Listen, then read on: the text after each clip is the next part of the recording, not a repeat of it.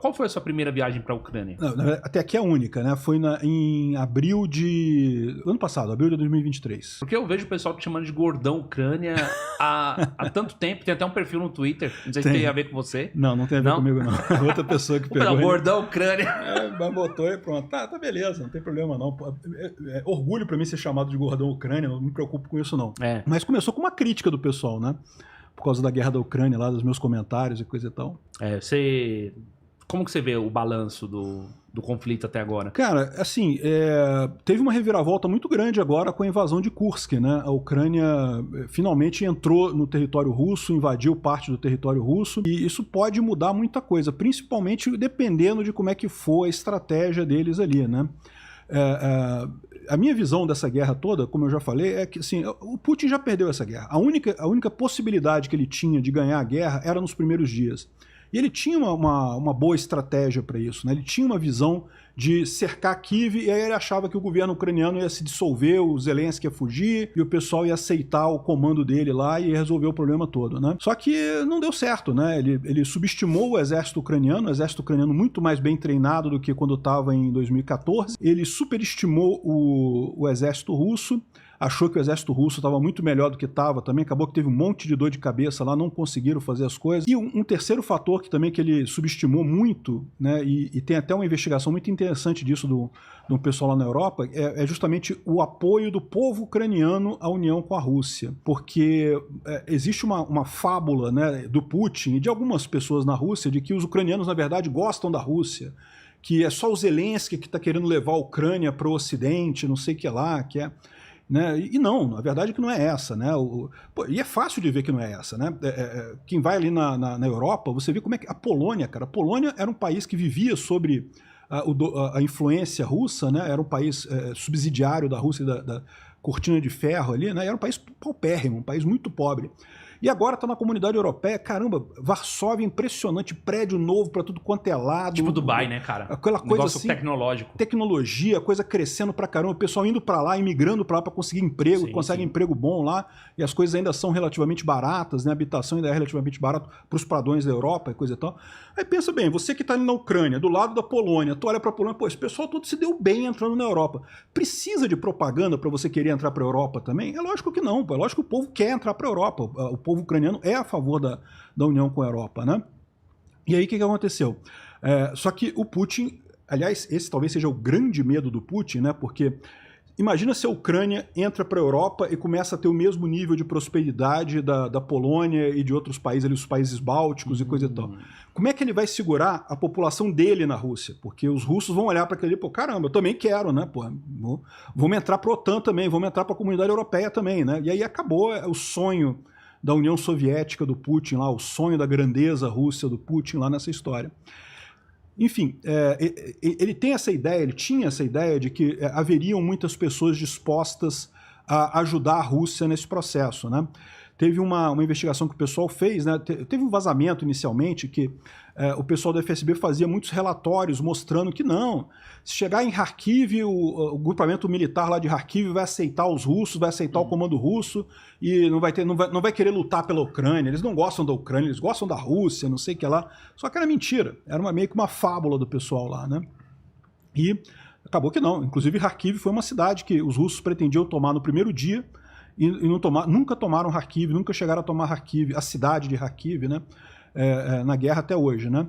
Então mostra como que eles estavam errados nessa ideia de que ia ser fácil tomar a Ucrânia. E aí o que acontece? Qual que é o problema? Por que o Putin perdeu essa guerra? Ele perdeu essa guerra porque ele não tem condição de lutar uma guerra longa por muito tempo. Então ele continua lutando, ele está na expectativa de que o Ocidente, os Estados Unidos e a Ucrânia desistam aí dessa parceria deles, só que isso não vai acontecer. E a Rússia está se afundando economicamente, né? Se ele tivesse conseguido tomar Kiev em 3 dias, como ele planejava, ele teria ganho essa guerra, teria ganho. E eu achava, num primeiro momento, eu achei que ele ia conseguir. Até os meus primeiros vídeos refletem isso. Eu falava, não, é um absurdo o que ele está fazendo, totalmente ilegítimo, ele não pode invadir um país assim porque acha que é interessante, porque acha que quer. Mas, no final das contas, ele vai conseguir, né? O exército russo é muito maior que o ucraniano e coisa e tal, vai conseguir isso daí. Só que começou com a batalha de Hostomel, né? Hostomel foi uma batalha muito decisiva nessa guerra lá. Os russos queriam tomar o aeroporto de Hostomel, que é pertinho de Kiev, e fazer tipo uma ponte aérea com um monte de avião trazendo soldado russo para ali, do lado de Kiev, e aí iam fazer o cerco a Kiev, cercar Kiev. E aí matou o governo, né? O Zelensky não ia ter o que fazer. Só que o que aconteceu? Né? Justamente eles subestimaram o exército ucraniano. O exército ucraniano defendeu Hostomel. Os russos chegaram a tomar no primeiro dia, com as tropas especiais, os ucranianos retomaram em seguida, aí depois, quando os ucranianos viram que iam perder de novo para os russos, eles bombardearam toda a pista de pouso, destruíram a pista de pouso inteira. Aí o plano do Putin não funcionava mais, né? Então esse foi a primeira grande derrota do Putin nessa história. Em determinado momento ele viu que estava sendo cercado pelo norte, que as tropas dele no norte iam ser cercadas, ele teve que tirar as tropas do norte da Ucrânia, e a partir daí ele entrou nessa guerra de atrito, né, que está até hoje. Eles tentando avançar lá no Donbás e coisa e tal, e perdendo muita gente, perdendo muita coisa. Mas aí o que acontece nesse caso? A guerra, se ela for uma guerra rápida, como foi Afeganistão com os Estados Unidos, ou Iraque, ela é basicamente uma guerra militar. O que importa é a sua potência militar, a sua força militar. Quanto que você tem ali de arma, de tanque, de coisa e tal. Se uma guerra começa a ficar longa, ela se torna uma guerra econômica. Sempre. Porque é o seguinte, guerra é muito caro. A economia da Rússia é do tamanho da economia do Brasil, para você ter uma ideia. Imagina a gente aqui no Brasil, cheio de problema, eles também têm um monte de problema lá também, um monte de carência, de problema. Uma economia do tamanho do Brasil, de repente, gasta 40% do orçamento só na guerra. Tudo indo para a guerra. Pô, é uma coisa que... E ainda soldado morrendo, cidade sem luz, faltando internet, coisa e tal. Ainda mais agora que a Ucrânia começou a entrar na Rússia, começou a atacar cidades dentro da Rússia. Então, ou seja, economicamente é devastador isso para a Rússia, né? Para a Ucrânia seria muito mais, porque a Ucrânia ainda é menor do que a Rússia em termos econômicos, né? Só que o Ocidente está bancando a Ucrânia. Então, ou seja, economicamente a Ucrânia pode ficar o tempo que ela quiser ali, né? Você acha que o Trump vai fazer o que ele falou, que vai acabar com a guerra parando de subsidiar? Não, não tem como fazer isso. Não tem como fazer isso por dois motivos. Primeiro, porque tem um acordo de 1994, né, o Memorando de Budapeste, em que os Estados Unidos se comprometeu, os Estados Unidos, a Inglaterra e a Rússia se comprometeram a ajudar a Ucrânia caso ela fosse invadida em qualquer momento, que foi o período em que a Ucrânia entregou o arsenal nuclear dela, né, entregou as armas atômicas lá para destruição. E daí, ou seja, tem esse acordo, né, que é um acordo que se os Estados Unidos não honrar, fica feio para eles, mas principalmente tem um aspecto de que, caramba, a Ucrânia aderiu ao Tratado de Não Proliferação Nuclear, o Brasil também, inclusive, né? Uhum. E esse tratado, o que ele fala? Ele fala o seguinte, olha só, você não precisa ter bomba atômica porque os Estados Unidos vai te proteger qualquer coisa. Os países que têm bomba, a gente te garante que se a sua fronteira for ameaçada, a gente vai te ajudar nisso aí, como eles estão ajudando a Ucrânia. Só que, se eles pararem de ajudar, o que todo mundo vai pensar? Caramba, não tem jeito, eu tenho que ter minha bomba atômica. Não, né? Você concorda comigo?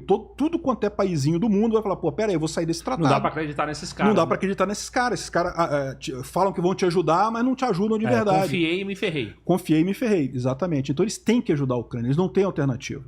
Então, eu não Mas você acredito. acha que ele tá blefando?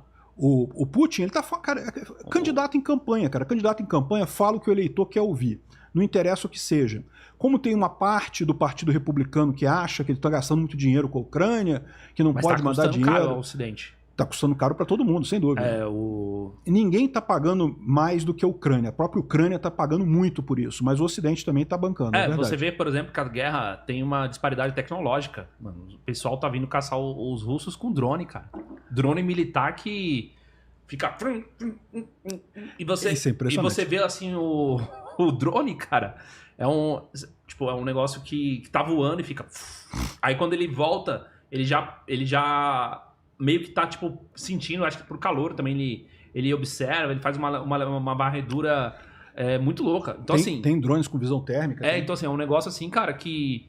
Mano, você encontrar com drone, você tá encontrando a morte. Porque alguns conseguem se esconder em algum ambiente fechado e atira, tipo, no drone pra derrubar. Só que aí vem outro. Então, assim, a disparidade tecnológica, esses drones militares aí... O mais engraçado dessa coisa de drone é o que eu falo, cara. Essa guerra mudou a guerra daqui pra frente pra sempre. Eu espero que o exército brasileiro, o pessoal esteja prestando atenção no que tá acontecendo lá, porque drone virou fundamental na guerra. Virou uma coisa essencial na guerra, né?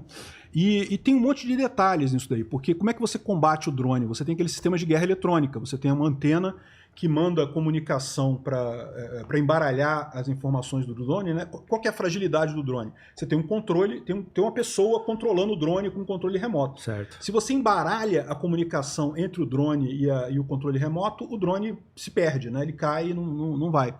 Então, o que acontece? Você tem um sistema de guerra eletrônica, só que as duas coisas vão evoluindo em conjunto, é igual corrida de gato e rato, né? Você começa a botar um sistema de guerra eletrônica maior, aí o pessoal mexe com os drones também, e a Ucrânia fez uma coisa muito bacana, que é justamente descentralizar a produção de drones. A Ucrânia tem um monte de oficinazinhas de produção de drones, que produzem 3 mil drones por dia, a Ucrânia. Caramba! Imagina, 3 mil drones por dia, e drones baratos, não são aqueles drones caros pra caramba, não, drone barato, assim, barato em termos militares, né? Eu digo, não é um MK9 dos americanos, que é um jato, né? Praticamente um jato sem piloto, né? Mas enfim, eles produzem muito, e drones diferentes. E qual que é a vantagem que a Ucrânia leva? Como você tem o sistema de guerra eletrônico padronizado russo, ele não consegue derrubar todos os tipos de drones que a Ucrânia tem. Então um consegue passar por aquilo e fazer um estrago lá. Tá realmente uma coisa assim, impressionante a quantidade de inovação tecnológica. A última agora que foi visto foi drone com fibra ótica.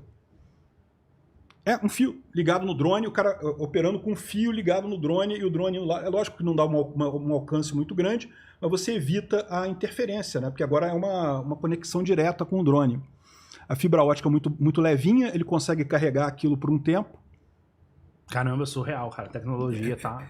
Aí você vê, aqui a gente tá ficando para trás, porque né, essas coisas estão crescendo. Todo dia Brasil, tem inovação, cara, lá, todo dia tem inovação lá. O Brasil tá para trás em tudo. Pois é. Não tem... Vou ficar mais para trás ainda. É difícil falar alguma coisa no Brasil que o Brasil tá tipo, não, essa aqui a gente tá em primeiro lugar. Tem as Olimpíadas aí, né, cara? Pra falar pelo menos na ginástica aí. Na ginástica fica no primeiro lugar. No vôlei de praia. Pois é. Aí a gente deixou alguém para trás aí, mas de resto...